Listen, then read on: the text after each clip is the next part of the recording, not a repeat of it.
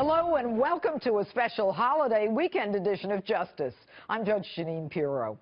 You know, it's been a campaign season for the ages, and the real fun hasn't even started yet. Tonight we'll preview a general election sure to make history.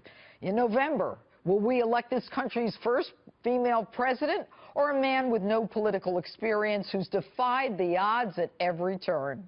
Joining me now to look ahead to this historic matchup is a man who knows a thing or two about Washington, D.C., former Republican Speaker of the House and Fox News contributor Newt Gingrich. All right, good evening, Mr. Speaker. We're thrilled to have you on, Justice, and so I'm going to get right to it. You know, as we inch closer to the election, it seems that all of the givens from almost a year ago are upside down. Hillary was going to be coronated and Donald Trump was just dabbling. And now we've got Donald Trump before, as he says he's even started, beating Hillary. What do you attribute this to? Well, I think a couple of things. Partly personality.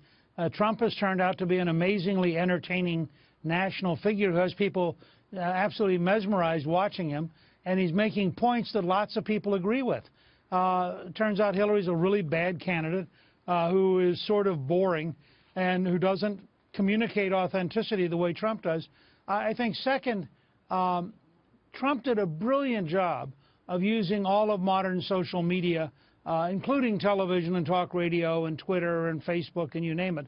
And I think that made him different. And frankly, Sanders did something very similar. He reached out on the internet, $27 apiece, actually for several months raised more money than Clinton. And so Clinton has found herself in a life and death struggle at the very moment that Trump has now clearly passed 16 other candidates to become the nominee. It is not at all the year any of us would have guessed a year ago. And, you know, based on what you said, Mr. Speaker, I mean, this is almost a new era in politics where you've got both of these candidates not going the traditional media market and political ads and all that, but just tweeting things out. And Donald Trump, when you think about it, I mean, the man he doesn't sleep, I'm convinced of it, but he is tweeting and he is constantly on the phone. He's got the control room numbers of most of the stations. Hillary, on the other hand, I have this visual of her in the beginning of the campaign where she was marching and they roped off the reporters from her. I mean, isn't she just a personification of the old school politics? Well, she is, and she has a number of really bad habits. First of all, she's way overstaffed. You know, Trump is his own instant response person. Yeah. He's able to be fast, nimble, he learns, and he's constantly in motion. She has lots of people around her. I think they have 10 times as big an organization as Trump does. Trump may have won the nomination for less money than anybody in modern times. I mean, his ability to use earned media and social media has been, as you pointed out correctly, literally historic and potentially changes the game. There's also another problem. Even when she tries to be authentic, Hillary just can't pull it off. I mean, when they said, oh, let's be authentic, we'll go use the subway in New York. Well, it was embarrassing. I mean, you want to say, come on, guys. Yeah. Have her do something she's used to doing, like sitting in the back of a limousine surrounded by the Secret Service.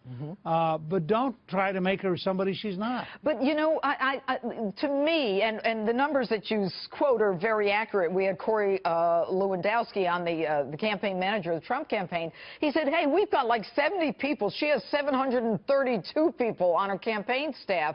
But doesn't that in itself speak to efficiency, speak to the, you know, the intelligence that a businessman has, and the redundancy in government we're going to start seeing float away, hopefully? Well, I think that's right. I mean, Trump, if you remember, with the Woolman skating rink, which the city of New York couldn't fix in Central Park, yes. The city spent 6 years, $13 million. And they couldn't fix it. It did not make ice. Trump finally stepped in. They gave him approval. In 3 months, for $2.5 million, he fixed something which the city had thrown away $13 million in 6 years. You take that efficiency that entrepreneurial drive and you apply it to the federal government, it could be a very exciting couple of years. And what about the issue of, Donald Trump started with immigration and then the ban on Muslims and all that, and, Hillary Clinton came out recently and said, promoting the ban on Muslims or saying you're going to do it is promoting terrorism. It's kind of like Barack Obama saying Guantanamo, Gitmo promotes terrorism.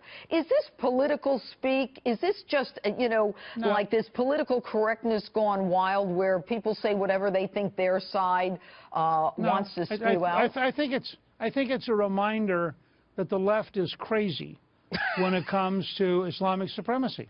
The first great attack is 1979, when the Ayatollah Khomeini allows the students to take over the U.S. Embassy illegally. Now, I don't think Donald Trump was the cause of that. You had the attacks on 2 American embassies in East Africa under Bill Clinton. You had the attack at Khobar Towers under Bill Clinton. You had the attack on the USS Cole in Yemen under Bill Clinton. I don't think Donald Trump caused any of those things. But if you're a left-winger, you have to forgive terrorists anything because they're anti-American, and you don't want to be too aggressive about people who are anti-American because it violates your requirement as a left-winger to never fully protect America. And it's a sad commentary on politics, on the left anyway, in America. Mr. Speaker, Newt Gingrich, thanks so much for being with us this evening. Good to be with you.